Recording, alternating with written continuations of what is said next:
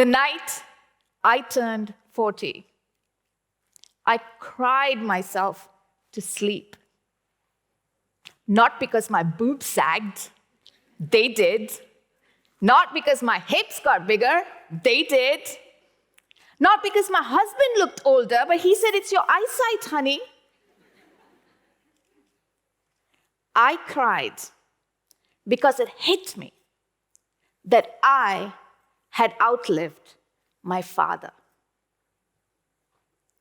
In the 1970s in India, my father was an upcoming star public speaker, writer, and a feminist. He grew up in abject poverty and was just getting somewhere in life when one day his heart stopped. Just like that, in front of his little girl. It was the first day of Diwali, the festival of lights. I had a lead role in a school play, so I was practicing in front of the mirror. My mother was in the kitchen because my dad had asked her for a cup of coffee. My grandmother was very ill and she was in the hospital, so we had a lot of relatives in the house. Suddenly, we heard this very loud noise coming from my dad's bedroom. Like a loud snore, but really he was struggling to breathe. We rushed into his bedroom and we saw that he couldn't open his eyes and he couldn't move. So my relatives asked me to run to the neighbor's house where there was a doctor. I ran as fast as my little legs could take me. But by the time we got back, he had already passed away. All I saw was my mother screaming, rubbing his feet, and asking him to come back. He was 40 years old. Life after my father was very difficult and different. My mother was only 32 years old and blind from a very young age. My brother was 7, and we had 0 money in our bank account. People who were friends with my father abandoned us immediately. Some even failed to recognize me when I came across them. We were no longer a stepping stone to their success. That, for a 9-year-old, was heartbreaking. We couldn't find a rental home because people were worried that a widow would not be able to pay her rent and we'd become a burden on them. Finally, a very kind couple gave us a tiny home. My mother got a job in the bank purely on compassionate grounds. The same bank where my dad used to work, but in a different department where there were other differently abled people. So the first day of work, we took her in. She was shaking like a leaf. After all, she was thrown into this environment that was completely unknown to her. So they sent her home. Oh, but she came back every day, stronger and more confident. I watched her blossom. I used to come from my school breaks just to check on her in her office. And I would watch this 8 to 9 of her colleagues sitting around her, laughing and enjoying her storytelling. She had what I call soft power. Watching my mom empower herself day after day became my source of inspiration. She was finally living. While my mother was discovering herself, my own life as a teenager without a father was a constant struggle. You see, I had all these talents that were his legacy, but I had absolutely no direction. I also lived in these times when art without the backing of a man was a complete no-no. So even at that age, I decided that instead of fighting to become a normal teenager, I would fight for my passion, the stage. So I went out there, I did all these fiery speeches about wanting to become the Prime Minister of India. I even pretended not to be able to see so that the doctor would give me glasses to look like Mrs. Indira Gandhi, the then Prime Minister of India.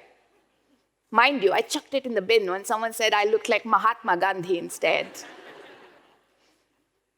I just wanted to entertain, perform, impact, to be seen, to be heard. And I did. A famous movie director watched me perform and he came home to convince my mother to let me act in his upcoming TV series. But we had struggled so much already. This seemed like an impossible dream to embark on. So we said no.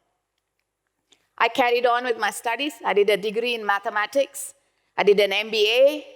And then, like a very good girl, got married to a wonderful man and moved abroad, did a post-graduation in education, and started a mathematics tutoring business. No stereotyping there. I had it all. A lazy, loving husband, a cranky mother-in-law, a son who wanted to become a computer engineer. The Indian dream. What more could I ask for, right? That's when 40 happened. And I thought, every year from now is a blessing my father never had. What am I going to do with this blessing? And that's when this partially forgotten little girl, full of passion and determination, peeked through my heart and said, hey, I'm still here. So I closed down my tutoring business and enrolled into an acting program. Suddenly, I had a new beginning. My life was this blank canvas, and I was painting all these colors that reflected my thoughts, my spirit, my now. It was soul-quenching. Oh, but the acting program was completely out of my comfort zone. I was the only woman and the only 40-year-old in my class. So every scene felt like a recreation of the movie, The Graduate. Lack of English-speaking role for a woman my color and my age pushed me into production. And I produced a TV series and a short film. And then I found live stand-up comedy. During my first open mic, a famous Indian comedian watched me. And he said, hey, do you want to open for me? Tomorrow. But this time, unlike my teenage years, I had the power, the courage, and the freedom to say yes. 5 years since, this year, I sold out 2 nights of the first ever one-woman show at the Comedy Club in Hong Kong.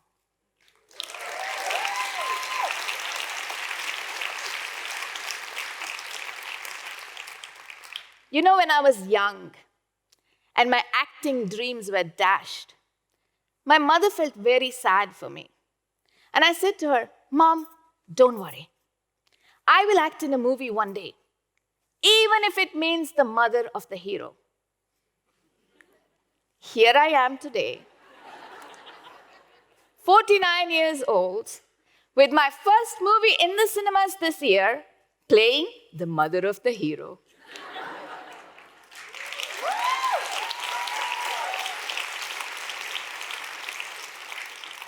Oh, but it was so hard, because this hero was so handsome.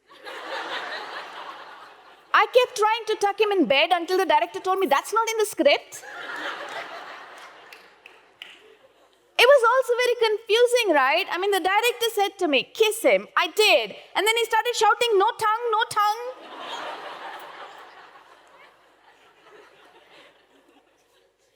Age is not just a number. It's a journey. I strongly believe that women in their 40s and beyond are a source of phenomenal power and potential. Just imagine putting to task your years of experience, your emotional journey, the skills you have mastered, and the dreams you have left behind. You just have to understand and embrace that power. They say 40s is middle-aged, and yet we behave as if it's the end. The end of what? Dreaming? Daring? Trying something new? These days, you don't even have to give up your day job to follow your passions. Just make your passion a part of your everyday life. It can be something as simple as scuba diving or something as complicated as pole dancing. Age should not be your restricting factor. You know, when I closed down my tutoring business, I did not check my bank account. I checked my own expiry date, which said, any time now. Because your now was once your future. And in the blink of an eye, it is going to become your past. So instead of trotting the path that someone else has laid down for you, actively participate in finding your own journey. Even the search is fascinating. Climb the mountain first. The rest are mere peaks. I stand before you today with my father by my side, realizing our dreams together. One in body, other in spirit.